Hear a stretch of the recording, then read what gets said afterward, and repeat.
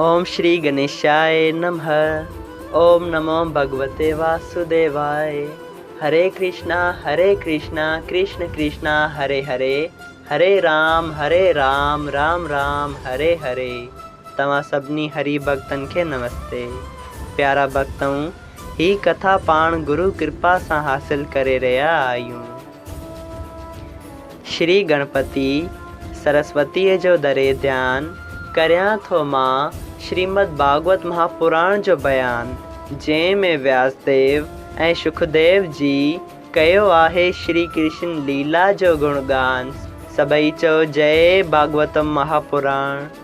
प्यारा भक्तों, कल कथा में पाण श्रीमद् भागवत महापुराण साहिब जे पहिरें स्कंद जे 16 अध्याय में ॾिठो त गौ रूपी पृथ्वी ऐं बेल रूपी धर्म पाण में ॻाल्हाइनि था ऐं पृथ्वी उदास आहे ऐं बेल जा टे पैर सच, खिम्या ऐं तप टेई कटिजी विया आहिनि। पोइ पृथ्वी खां बेल पुछे थो त आख़िर तुंहिंजे दुख जो कारण छा आहे। पोइ पृथ्वी पंहिंजे दुख जो कारण ॿुधाए थी ऐं श्री कृष्ण भॻवान जे 6 गुणनि जो वर्णन करे थी। ऐं आख़िर में जॾहिं पृथ्वी श्री कृष्ण भॻवान जे लीलाउनि जो गुणगान करे थी, तॾहिं राजा परीक्षित भरिसां बीठल वण जे पोयां लिखी धर्म रूपी बेल ऐं गऊ रूपी पृथ्वी जूं ही सभु ॻाल्हियूं ॿुधी ख़्याल करण लॻो। सभई चयो जय श्री कृष्णा। प्यारा भक्तों, अॼु पाण श्रीमद् भागवत महापुराण साहिब जे पहिरें स्कंद जो 17वां अध्याय शुरू करे रहिया आहियूं, जंहिं जो नालो आहे राजा परीक्षित जो कलयुग खे जीतण ऐं खेसि हुकुम ॾियणु। सूत जी चयो त हे सौंक जी, राजा परीक्षित ॾिठो त उन वक़्तु कलयुग रथ ते चढ़ी घणी फ़ौज सां राजाइन वांगुरु शकल बणाए कारा कपिड़ा ऐं मुगट पहिरे गऊ ऐं बेल वटि अची रथ तां लहियो ऐं गऊ ऐं बेल खे पेर जी ठोकर हणी मारे धमकाइण लॻो।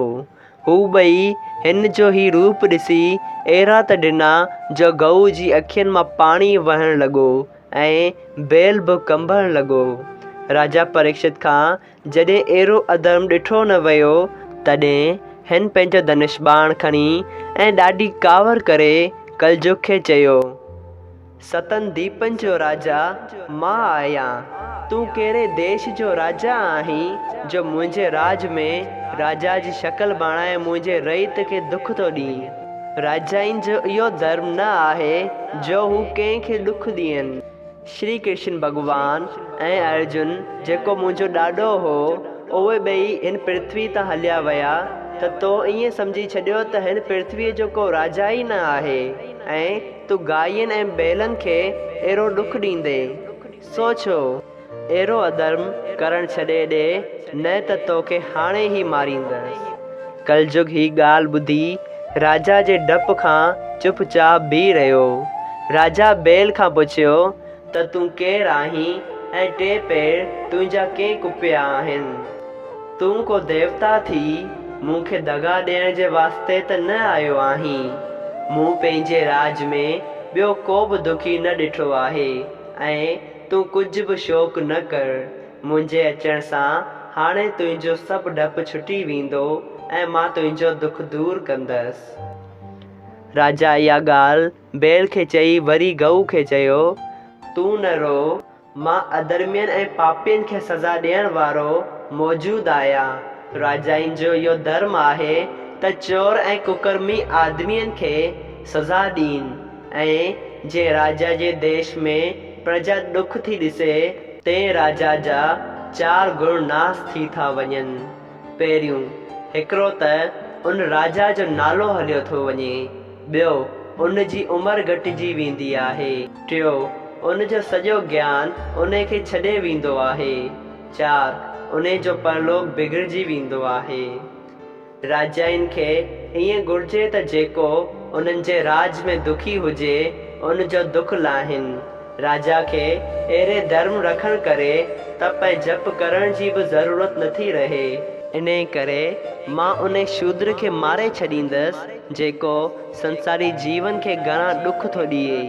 राजा पृथ्वी सां ही ॻाल्हि करे वरी बेल खां पुछियो, तुंहिंजा पेर कंहिं कुपिया आहिनि, मूंखे ॿुधाए त मां उन जा हथ वढींदसि, छाकाणि त मां श्री कृष्ण जो दास थी जे तुंहिंजो दुख दूर न कंदसि त मुंहिंजे कुल खे दोष लॻंदो। जेकॾहिं को बि देवता ईअं मुंहिंजे राज में अचे ऐं अची मुंहिंजे राज जे जीवन खे दुख ॾिए त मां उन खे बि मारे सघां थो। माण्हूअ जी कहिड़ी ताक़त आहे जो कंहिंखे दुख ॾेई सघे। ही ॻाल्हि ॿुधी बैल रूपी धर्म पंहिंजो सर झुकाए राजा परीक्षित खे चयो, पांडवनि जे वंश में अहिड़ी तरह सभु राजा धर्मात्मा थींदा आया आहिनि। उन्हनि जे राज में कंहिं ॾुख न थिए पातो। अर्जुन तव्हांजो ॾाढो वॾो धर्मात्मा ऐं हरि भक्त हो, जो संदसि रथवान श्री कृष्ण भॻवान टिनी लोकनि जो नाथ हो। तव्हांखे बि अहिड़ी तरह वाजिबु आहे दुखियनि ऐं ग़रीबनि जी सार संभाल लहो। मां वेद ऐं शास्त्र जी ॻाल्हियुनि खां लाचार थी इहो नथो ॼाणी सघां त मूंखे कंहिं ॾुख ॾिनो आहे, उन करे मां कंहिंजो नालो ॿुधायां। जेकॾहिं कंहिंजो ॿुधाईंदसि त तव्हां उन जो संकोच कंदा। मूं पंहिंजी क़िस्मत जो फल भोॻियो आहे, छो त ही ॻाल्हि दुनिया में ज़ाहिर आहे त सभु को पंहिंजे अधर्म जे करे ॾुख पाईंदो आहे। केतिरनि खे संदन मन जी संकल्पता करे ॾुख थींदो आहे ऐं के माण्हू चवंदा आहिनि त आदमी दुख ऐं सुख परमेश्वर जी मर्ज़ी सां भोॻे थो। तंहिंखे कहिड़ो मतिलबु आहे जो कंहिंखे ॾुख ॾिए। सो नारायण जी खे इन ॻाल्हि जो ॾोहु लॻाइणु वाजिबु न आहे। के चवंदा आहिनि त आदमी अधर्म जे करे सज़ा पाईंदा आहिनि। सो अधर्म करण में बि आदमीअ जो कुझु वस नथो हले, छाकाणि त आदमीअ जी मर्ज़ीअ वांगुरु सभु ॻाल्हियूं नथियूं हलनि। के वरी चवनि था त ॾुख दुश्मन खां पहुचे थो, दोस्त कंहिंखे ॾुख नथो ॾिए। उन करे दुश्मन खे पैदा करण बि पंहिंजे वस में सम्झणु घुरिजे, छाकाणि त जेसिताईं माण्हू माउ जे पेट में आहे तेसिताईं उन जो को बि दुश्मन कोन्हे। पर जॾहिं आदमी पैदा थी वॾो थींदो आहे तॾहिं माण्हुनि सां वैर विरोध रखी पंहिंजो दुश्मन पाण खड़ो थो करे। तंहिं करे मां कंहिंजो बि नालो ॿुधाए नथो सघां त मुंहिंजो दुख ॾींदड़ केरु आहे। तव्हां पंहिंजी ॿुद्धीअ सां ई सम्झी वठो। सभई चयो जय श्री कृष्णा। श्रीमद् भागवत महापुराण पहिरें स्कंद जे 17 अध्याय जो पहिरियों पाठ संपूर्ण थियो। अगरि तव्हां सभिनी हरि भक्तनि खे हिन कथा मां लाभ हासिल थियो हुजे त कृपया हिन खे ॿियनि हरि भक्तनि सां शेयर कयो।